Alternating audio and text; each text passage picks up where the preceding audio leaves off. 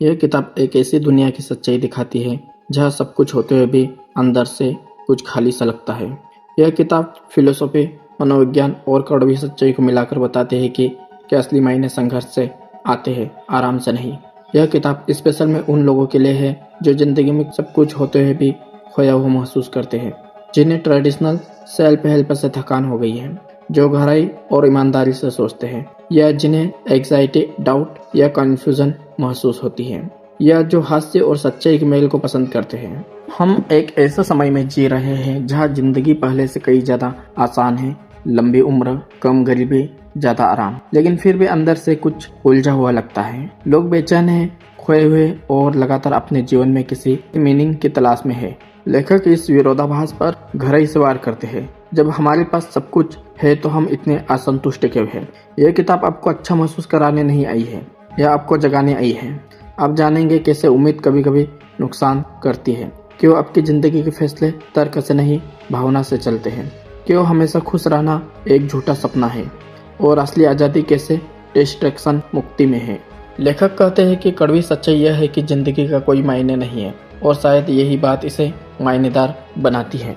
इस पुस्तक में टोटल 8 लेसन्स हैं। फर्स्ट, असहज सत्य और आर्थक भ्रम।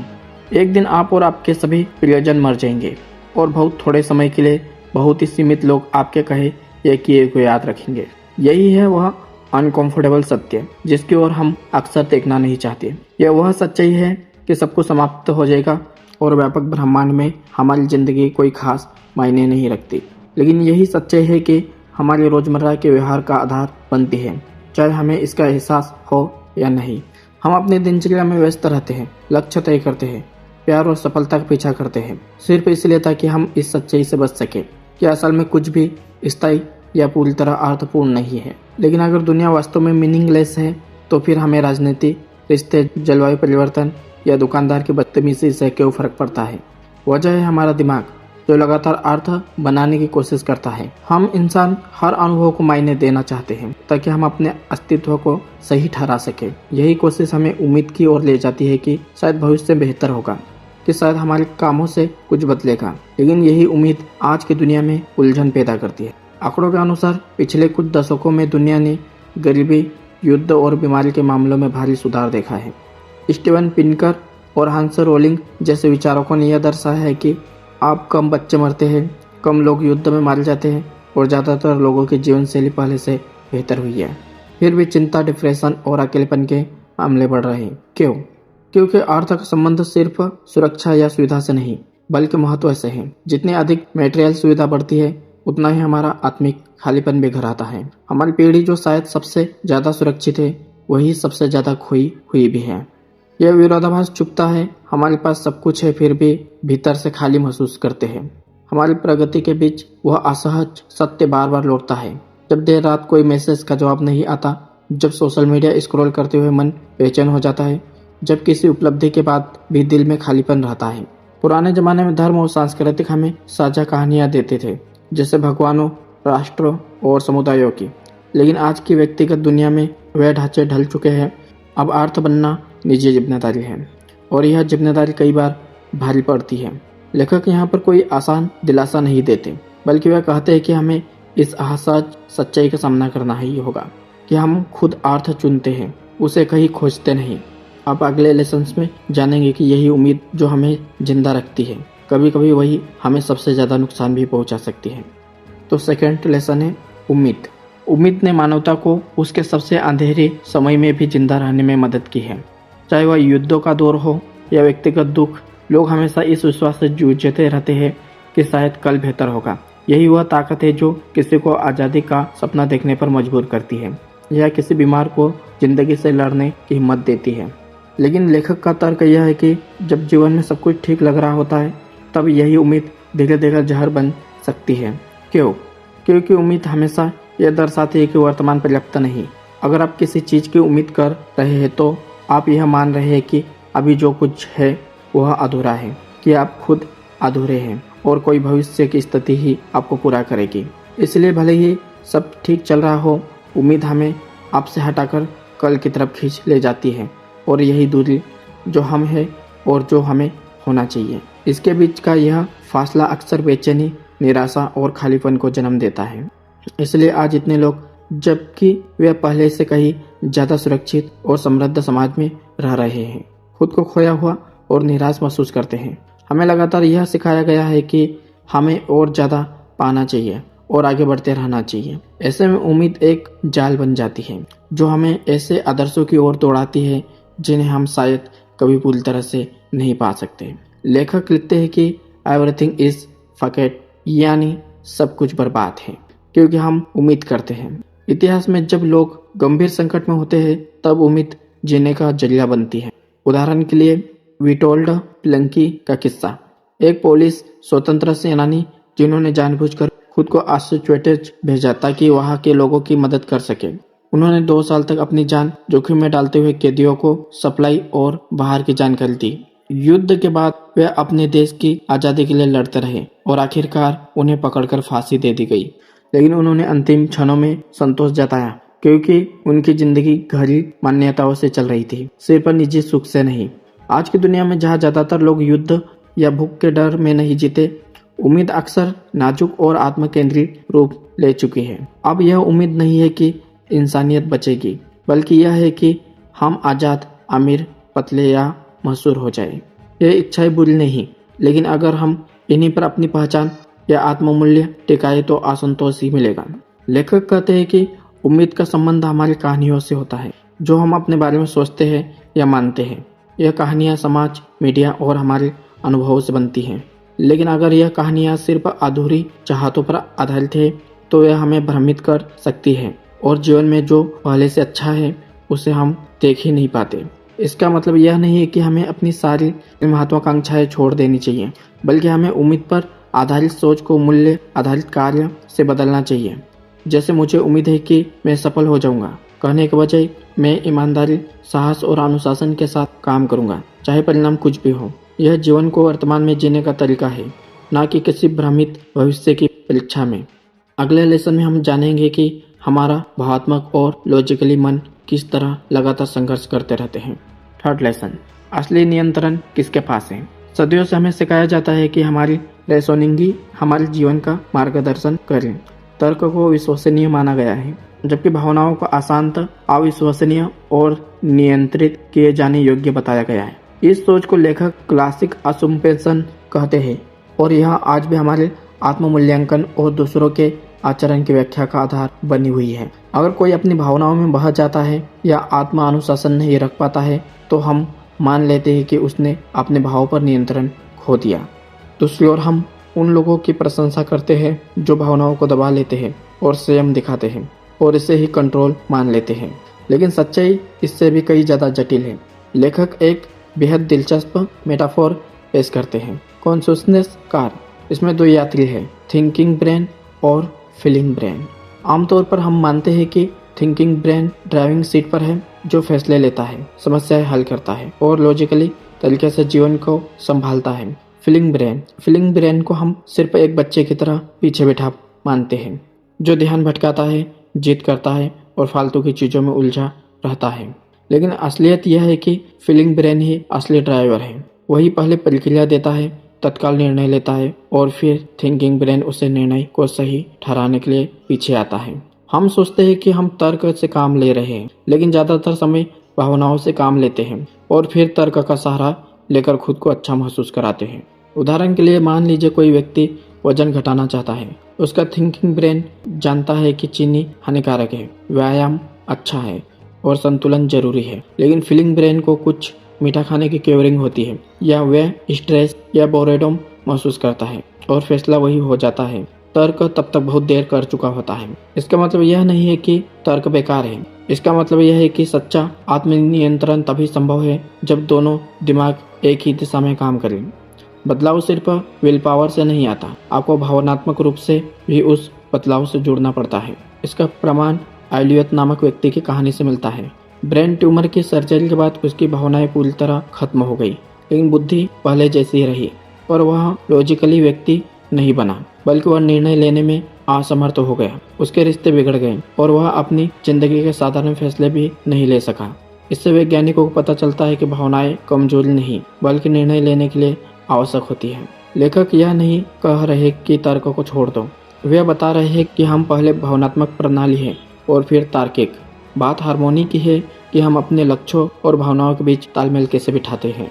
अगले अध्याय में हम जानेंगे कि यही भावनाएं कैसे हमारे वैल्यू, पहचान और हमारे न्याय की समझ को आकार देती हैं। फोर्थ लेसन, भावनात्मक नियम, पहचान और विश्वास की जंजीरें। हमारी भावनाएं यूं ही बिना किसी नियम के नहीं चलती। इसके पीछे कुछ निश्चित पैटर्न होते हैं जो चुपचाप हमारे सोचने, प्रतिक्रिया देने और खुद को समझने के तरीकों को आकार देते हैं। लेखक ऐसे 4 भावनात्मक नियमों को समझाते हैं जो बताते हैं कि हम दर्द के प्रति कैसे प्रतिक्रिया देते हैं और हमारी पहचान कैसे बनती है। पहला नियम, हर क्रिया के लिए एक समान और विपरीत भावनात्मक प्रतिक्रिया होती है। अगर कोई आपको बिना वजह चेहरे पर मार दे तो सिर्फ शारीरिक दर्द ही नहीं होगा, बल्कि आप अपमानित महसूस करेंगे। एक नैतिक अंतर बताता है कि जो होना चाहिए था और जो हुआ उसके बीच इस अंतर से गुस्सा, शर्म या न्याय की चाह पैदा होती है। अनुभव जितना अधिक न्यायपूर्ण लगेगा, प्रतिक्रिया उतनी ही तीव्र होगी। दूसरा नियम, आत्ममूल्य हमारे अनुभव के भावनात्मक कुल राशि पर आधारित होता है। अगर कोई लगातार भावनात्मक चोट झेलता है और उस पर प्रतिक्रिया नहीं दे सकता तो उसका दिमाग उस स्थिति को सामान्य मानकर ढलने लगता है। उदाहरण के लिए, किसी बच्चे को बार बार प्रताड़ित किया जाए तो वह यह मान सकता है कि वही इसके लायक है। यह मान्यता इसलिए भी नहीं बनती है कि वह व्यवहार सही है, बल्कि इसलिए कि उसका भावनात्मक दिमाग उस दर्द को सहने के लिए अपने विश्वास बदल देता है। तीसरा नियम, पहचान तब तक स्थिर रहती है जब तक कोई गहरी टकराव वाली नई अनुभव उसे बदल ना दे। हम अपने बारे में कहानियां गढ़ते हैं, जैसे मैं मजबूत हूँ, मैं हारा हुआ हूँ या मैं सबसे होशियार हूँ। यह कहानियां हमारी पहचान बन जाती है और हम हर चीज को इन्हीं चश्मों से देखते हैं। लेकिन यह कहानियां तब तक नहीं बदलती जब तक कोई ऐसा अनुभव ना हो जो इन्हें हिला दे। सिर्फ लॉजिक से किसी की सोच नहीं बदलती, उसके लिए भावात्मक झटका जरूरी होता है। चौथा नियम, भावात्मक गुरुत्वाकर्षण हमें वैसे लोगों और विचारों की ओर खींचता है जो हमारे आंतरिक अनुभवों से मेल खाते हैं। हम वैसे संगति, संबंध और विचारधाराएं अपनाते हैं जो हमारे भावात्मक टोन से मेल खाती है। यही कारण है कि हम बहुत से लोग जाने अनजाने एक जैसे हानिकारक माहौल में बार बार लौटते हैं। यह किसी सोच समझ के तहत नहीं, बल्कि भावात्मक आदत के कारण होता है। यह नियम सिर्फ मनोविज्ञान तक सीमित नहीं, यह बताते हैं कि कैसे विश्वास प्रणाली, विचारधाराएं और धर्म भी बनते हैं। हर व्यवस्था शुरू होती है किसी उम्मीद से कि जिंदगी बेहतर हो सकती है। फिर वह उम्मीद को एक ढांचा देती है, नियम, पहचान और परंपराएं। लेकिन समय के साथ यही सिस्टम सख्त और जड़ हो जाते हैं। वे लचीलापन खो देते हैं और परिवर्तन का विरोध करते हैं।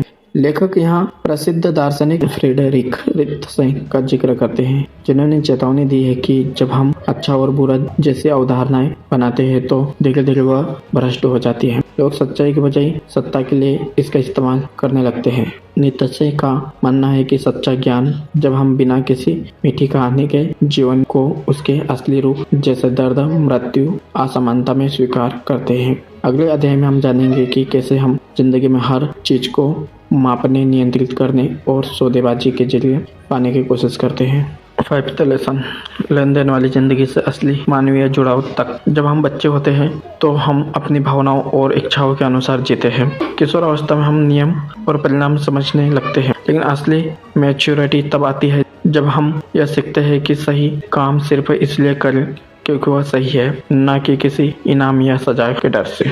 लेखक बताते हैं कि आज ज्यादातर लोग जिसे अडल्ट बनना कहते हैं, असल में सिर्फ लेन देन में माहिर बनना है, यानी ऐसा काम करना जिससे बदले में कुछ मिले। हमारी जिंदगी कुछ पाने के लिए कुछ खोने के सिद्धांत के ढांचे में बंधी होती है। हम पैसे के लिए काम करते हैं, दूसरों से अच्छा व्यवहार करते हैं, इस उम्मीद में करते हैं कि वे हमें पसंद करेंगे। गिफ्ट इसलिए देते हैं ताकि हमें प्यार या अपनापन महसूस हो। लेकिन यही माइंडसेट वहाँ असफल हो जाता है जहाँ जिंदगी की सबसे ज्यादा जरूरी चीजें आती हैं, जैसे प्रेम, आदर, विश्वास और खुशी। यह चीजें स्वभाव से नॉन ट्रांसलेशनल होती है।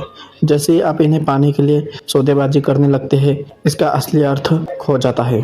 अगर आपको किसी को मनाना पड़े कि वह आपसे प्यार करे तो वह असली प्यार नहीं। अगर आपको ज़बरदस्ती सम्मान मांगना पड़े तो जो मिलता है वह सिर्फ डर या दिखावा होता है। असली ह्यूमन कनेक्शन किसी लेन देन से नहीं बनता, जब दोनों लोग बिना किसी लालच या उम्मीद के एक दूसरे के साथ होते हैं। लेखक कहते हैं कि कई सेल्फ हेल्प विचार इसी जगह चुप जाते हैं। वह जिंदगी के नियमों का खेल बना देते हैं। एक्स करो वाई मिलेगा, लेकिन यही फॉर्मूला खोजने की कोशिश हमें सच्ची खुशी से दूर कर देती है, क्योंकि खुशी का कोई लक्ष्य नहीं बल्कि एक साइड इफेक्ट है। वह तब आती है जब आप सच्चे मूल्यों, गहरे जुड़ाव और ईमानदार भावनाओं के साथ जीते हैं। लेन देन की सोच हमें एक ढांचा देती है, लेकिन वही ढांचा दीवारें भी खड़ी कर देता है। असली संतोष वही आता है जहाँ कोई सौदा नहीं, कोई दिखावा नहीं, कोई मापतोल नहीं, सिर्फ उपस्थिति और स्वीकृति होती है। अगले अध्याय में हम जानेंगे कि कैसे हमारी खुशी और आराम की जरूरत हमें और भी कमजोर बना रही है। 6 लेसन, दर्द, विकास और आराम की नाजुकता। हमें बचपन से सिखाया जाता है कि जिंदगी का अंतिम लक्ष्य खुशी और इसे पाने का रास्ता है ज़्यादा आराम, कम दर्द। लेकिन लेखक का कहना है कि दर्द हमारा दुश्मन नहीं बल्कि विकास की बुनियाद है। असल में दर्द ही हमारे मूल्यों को अर्थ देता है। अगर हम कोई कठिनाई, संघर्ष या हानि ना हो तो हमें किसी भी चीज़ की असली कदर नहीं हो सकती। हमारी खुशियाँ भी तभी मायने रखती है जब किसी पीड़ा से राहत दी हो। साहस का मतलब ही तब बनता है जब डर हो। इसलिए जब हम अपनी ज़िंदगी से दर्द को पूरी तरह हटाने की कोशिश करते हैं तो हम मजबूत नहीं बल्कि कमज़ोर बन जाते हैं। जितने ज़्यादा हम डिस्कम्फर्ट से बचते हैं उतना ही हमारी मानसिक सहन शक्ति घटती है। आधुनिक जीवन का यही पैराडॉक्स है। जितनी ज़्यादा आसानी और सुविधा, तकनीक, आराम और क्विक संतुष्टि से मिलती है, उतनी ही हमारी भावनात्मक सहनशीलता कम होती जाती है। अब केवल बड़े संकट ही नहीं बल्कि छोटे छोटे असुविधाएं भी हमें परेशान करने लगती है। लेखक पुराने फिलोसोफर्स, विशेष रूप से स्टोइसिज्म और यूनानी चिंतन का जिक्र करते हैं, जो मानते हैं कि जिंदगी का उद्देश्य खुश रहना नहीं बल्कि चरित्र निर्माण है। उनके लिए असली मूल्य थे साहस, ईमानदारी, नम्रता और धैर्य। और यह मूल्य केवल तभी विकसित होते हैं जब हम दर्द का सामना करते हैं, न कि उससे भागते हैं। इनलाइटमेंट काल में कई विचारकों ने भावनाओं को एक तकनीकी समस्या की तरह देखा है जिसे ठीक या नियंत्रित किया जाना चाहिए।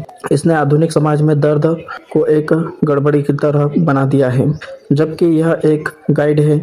जब हम नकारात्मक भावनाओं को फेलियर मानते हैं जबकि वह फीडबैक होती है। लेखक कहते हैं कि हमें वेल्थ को इस आधार पर परिभाषित करनी चाहिए कि हम किसी तरह के दर्द को अपनाने को तैयार हैं, न कि किस हद तक हम आराम खरीद सकते हैं। जो लोग जीवन में मीनिंगफुल स्ट्रगल चुनते हैं, जैसे रिश्ते, रचनात्मक कार्य या सेवा, वही गहराई से जीते हैं। जो हर कीमत पर दर्द से बचते हैं वे ऊपरी खुशियाँ में उलझे रहते हैं और भीतर से कमजोर बने रहते हैं। विकास का मतलब बेहतर महसूस करना नहीं बल्कि बेहतर इंसान बनना है, और यह अक्सर दर्द से ही होता है। अगले अध्याय में आप जानेंगे कि कैसे हमारी कंट्रोल और फ्रीडम की लालसा हमें एक भ्रमित आज़ादी का एहसास देती है। 7वां पॉइंट, विकल्पों और नियंत्रण के बीच आज़ादी का भ्रमण। आज की दुनिया में हमारे पास पहले से कई ज़्यादा चॉइसेस हैं। हजारों प्रोडक्ट, अनगिनत मनोरंजन के साधन और ऐसी टेक्नोलॉजी जो हमारी हर इच्छा को तुरंत पूरा कर सकती है। पहली नज़र में यह सब आज़ादी जैसा लगता है, लेकिन लेखक चेतावनी देते हैं कि यह आज़ादी अक्सर एक भ्रम होती है और जिसे हम तरक्की समझते हैं वह धीरे धीरे डिस्ट्रैक्शन बन जाती है।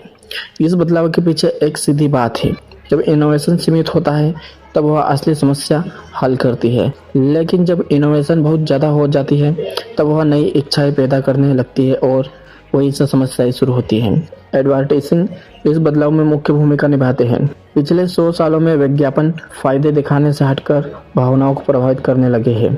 अब प्रोडक्ट इसलिए नहीं बेचे जाते कि वे क्या कर सकते हैं, बल्कि इसलिए कि वे आपको कैसा महसूस कराते हैं। इससे असुरक्षा पैदा होती है और फिर वही प्रोडक्ट उस असुरक्षा का समाधान बनकर सामने आता है। ज़्यादा विकल्प अक्सर हमें आज़ादी नहीं बल्कि पैरालाइज्ड बना देते हैं। इसे ही कहा जाता है पैराडॉक्स ऑफ चॉइस। जितने ज़्यादा विकल्प उतना ज़्यादा पछतावा। असमंजस और मानसिक थकावट। हम एम्पावरेड नहीं बल्कि एनएक्सियस हो जाते हैं। टेक्नोलॉजी इस समस्या को और बढ़ा देती है। हमारे फ़ोन, ऐप्स और प्लेटफॉर्म हमें डिस्ट्रैक्ट करने के लिए डिज़ाइन किए गए और हम इन पर निर्भर होते जा रहे हैं। लेखक बताते हैं कि हमने सुविधाओं को आज़ादी समझ लिया, जबकि असली फ्रीडम वह होती है जब हम जानबूझकर अनावश्यक चीज़ों को ना कह पाते हैं। असली आज़ादी संयम में छुपी होती है, उन चीज़ों को हटाने में जो हमारे जीवन में कोई अर्थ नहीं रखती। हम जब भी सोशल ऐप डिलीट करते हैं, नोटिफिकेशन बंद करते हैं या स्टेटस दिखाने की ज़रूरत को छोड़ देते हैं, तब हम अपनी अटेंशंस ऑटोनॉमी वापस पाते हैं जो हमारे एडवर्टाइजिंग और टेक्नोलॉजी चुपचाप हमसे छीन रही थी। एट द लेसन्स सारांश। तो अब सवाल यह है, जब सब कुछ गड़बड़ लग रहा हो तो क्या किया जाए? जवाब है, भागना बंद करो और सच्चाई से सामना करो। लेखक कोई चमत्कारी समाधान नहीं देते, लेकिन वह कुछ और बेहतर चीजें देते हैं। स्पष्टता। हमने सीखा है कि आपको और खुश होने की जरूरत नहीं, आपको ज्यादा साहस, ईमानदारी और गहराई की जरूरत नहीं। यह असली विकास तब होता है जब आप आराम के दायरे से बाहर निकलते हैं। यह उम्मीद तब फायदेमंद है जब तक वह जमीन पर टिकी हो, ना कि भ्रम पर। तो परफेक्ट जिंदगी का पीछा छोड़ो, उन मूल्यों के लिए जियो जिनमें संघर्ष करने का दम हो, बिना किसी गारंटी या तालियों की उम्मीद के। लेखक कहते हैं कि तुम खास नहीं हो और शायद तुम्हारी ताकत यही है। यह किताब उस भीड़ में एक आवाज है जो कहती है, रुको, सोचो और असली बनो। क्योंकि जरूरी नहीं कि सब कुछ ठीक हो, बस इतना काफी है, तुमने सच्चाई से नाता नहीं तोड़ा। मुझे उम्मीद है यह वीडियो आपको पसंद आया होगा, तो वीडियो को लाइक और अभी तक हमारे चैनल को सब्सक्राइब नहीं किया है तो हमारे चैनल को सब्सक्राइब जरूर करें। मिलते हैं नेक्स्ट वीडियो में, तब तक के लिए धन्यवाद।